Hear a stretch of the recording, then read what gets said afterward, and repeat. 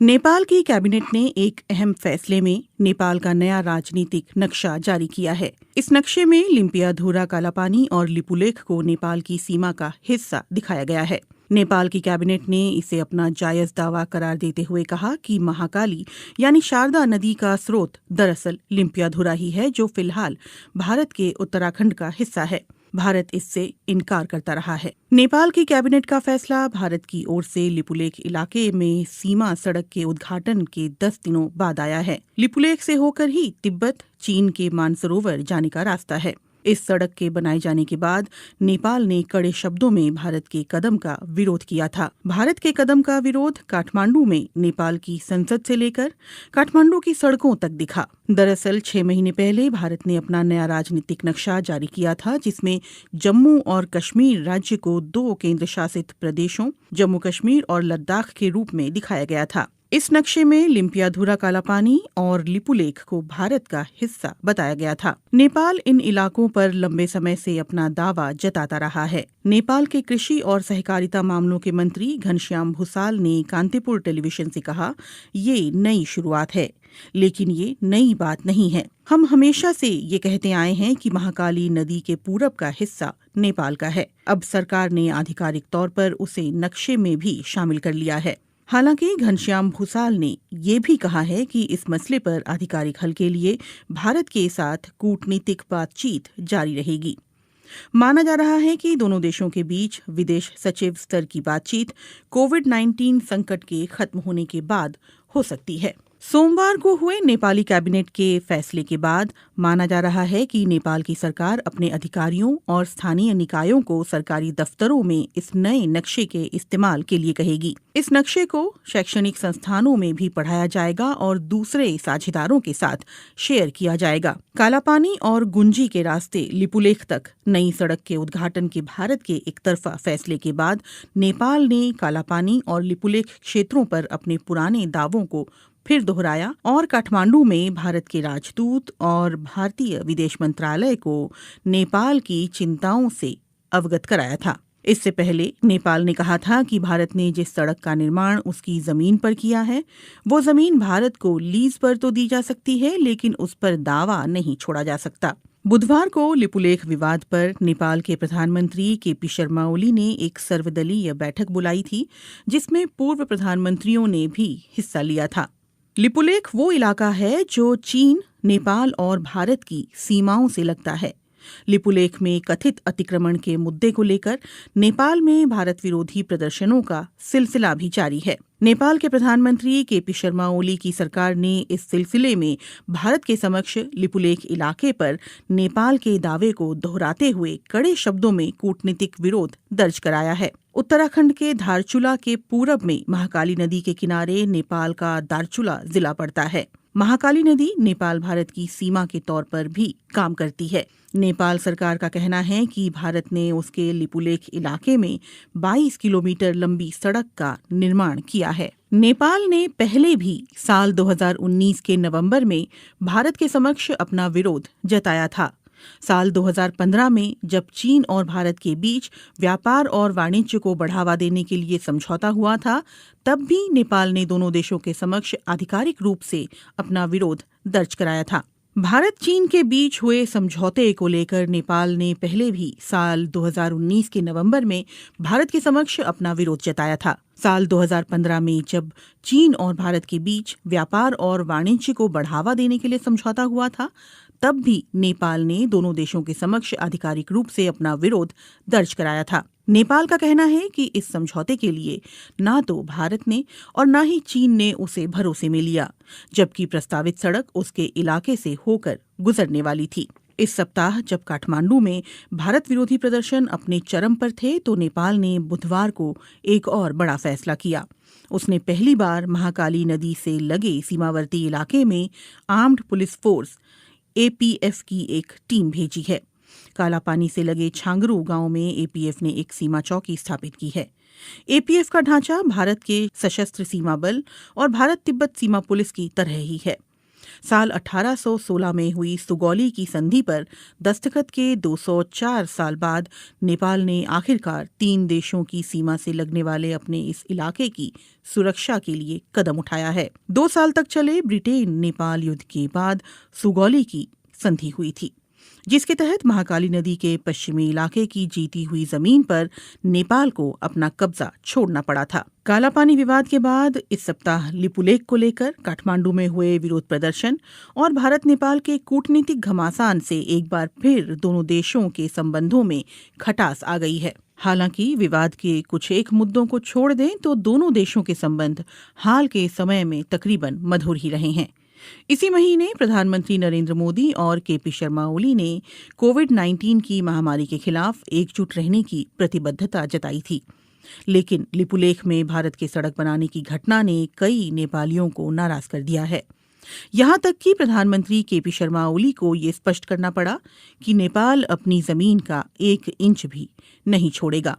ऐसे में सवाल उठता है कि अचानक पैदा हुए लिपुलेख विवाद के कारण क्या भारत नेपाल मैत्री खत्म हो जाएगी? महाकाली नदी के उद्गम वाला ये पहाड़ी इलाका नेपाल के लिए इतना महत्वपूर्ण क्यों है? और ये सवाल भी उतना ही मायने रखता है कि लिपुलेख भारत के लिए भी रणनीतिक दृष्टि से इतना अहम क्यों है? नेपाल भारत संबंधों पर कई भारतीय विश्लेषकों का कहना है कि सभ्यता, संस्कृति, इतिहास और भूगोल की दृष्टि से कोई भी 2 देश इतनी नजदीकी नहीं रखते हैं जितने कि भारत और नेपाल हैं। लेकिन 1800 किलोमीटर लंबी सीमा पर दोनों देशों के दरमियान कभी न खत्म होने वाले कई सीमा विवाद भी हैं। दोनों देशों की सरहद ज्यादातर खुली हुई और आड़ी तिरछी भी है।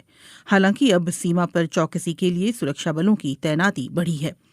मुश्किल इस बात को लेकर ज्यादा है कि दोनों देशों की सीमाओं का निर्धारण पूरी तरह से नहीं हो पाया है। महाकाली यानी शारदा और गंडक यानी नारायणी जैसी नदियां दोनों इलाकों में सीमांकन तय करती हैं। वहां मॉनसून के दिनों में आने वाली बाढ़ से तस्वीर बदल जाती है। नदियों का रुख भी साल दर साल बदलता रहता है। कई जगहों पर तो सीमा तय करने वाले पुराने खंभे अभी भी खड़े हैं, लेकिन स्थानीय लोग भी उनकी कद्र नहीं करते। सामान्य परिस्थितियों में लोगों का एक देश से दूसरे देश आना जाना लगा रहता है। भारत और नेपाल के सर्वे अधिकारी और टेक्नीशियंस सालों की साझा कोशिश के बावजूद अभी तक कोई ऐसा नक्शा नहीं बना पाए हैं जिस पर दोनों देश सहमत हों। नेपाल के सर्वे विभाग के पूर्व महानिदेशक बुद्धिनारायण श्रेष्ठ की रिपोर्ट के मुताबिक साल 1850 और 1856 में भारत और नेपाली अधिकारियों ने मिलकर एक नक्शा तैयार किया था। बुद्धिनारायण श्रेष्ठ के मुताबिक महाकाली नदी लिम्पियाधुरा कालापानी से उत्तर पश्चिम में 16 किलोमीटर दूर से निकलती है और सुगौली की संधि में इस नदी को दोनों देशों की सरहद करार दिया गया था। इसलिए इससे साबित होता है कि कालापानी नेपाल का हिस्सा है। लेकिन भारत इन नक्शों को सबूत के तौर पर स्वीकार करने से इनकार करता है। भारतीय पक्ष का कहना है कि इसकी जगह 1875 के नक्शे पर विचार किया जाना चाहिए, जिसमें महाकाली नदी का उद्गम कालापानी के पूर्व में दिखलाया गया था। गौरतलब है कि 1875 के नक्शे पर नेपाल के दस्तखत नहीं हैं। काठमांडू में इस मामले पर जानकारी रखने वाले अधिकारियों का कहना है कि नेपाल और भारत की सीमा के निर्धारण का काम ज्यादातर पूरा कर लिया गया है। हालांकि नदी वाले इलाकों में ये काम पूरा नहीं हो पाया है। नेपाल की पश्चिमी सीमा पर महाकाली नदी और दक्षिणी सीमा पर गंडक नदी दोनों देशों की सीमा निर्धारण करती है, लेकिन यहाँ नक्शा तय करने का काम अभी भी अधूरा है। दोनों देशों के सर्वे अधिकारी और टेक्नीशियंस महाकाली और गंडक नदी पर सीमांकन के बिंदुओं के निर्धारण पर सहमत नहीं हो पा रहे हैं, क्योंकि नदियों के बहाव की दिशा बदलती रहती है। इन नदियों का रुख बीते दशकों में लगातार बदलता रहा है। लिपुलेख का विवाद ऐसे ही इलाके से जुड़ा हुआ है। नेपाल का कहना रहा है कि लिपुलेख पर्वत महाकाली नदी के पूर्व में स्थित है, जिसकी वजह से कुदरती तौर पर ये इलाका नेपाल का हिस्सा बन जाता है, और ये बात सुगौली की संधि में भी साफ तौर पर कही गई है। एनसाइक्लोपीडिया ब्रिटानिका के अनुसार सुगौली की संधि से ब्रिटेन नेपाल युद्ध की औपचारिक तौर पर समाप्ति हुई थी। संधि की शर्तों के तहत नेपाल ने तराई के विवादास्पद इलाके और महाकाली नदी के पश्चिम में सतलुज नदी के किनारे तक जीती हुई जमीन पर अपना दावा छोड़ दिया था। अगर सुगौली की संधि ये स्पष्ट रूप से कहती है कि महाकाली नदी का पूर्व का इलाका नेपाल का है, तो फिर समस्या कहाँ है? नेपाली इतिहासकारों और सर्वे अधिकारियों का कहना है कि दोनों देशों के बीच गलतफहमी इस बात को लेकर है कि महाकाली नदी का उद्गम स्थल कहाँ है और विवाद की जड़ यही है। इसीलिए सवाल उठता है कि महाकाली नदी कहाँ से निकलती है, लिम्पियाधुरा की पहाड़ियों से या फिर लिपुलेख से।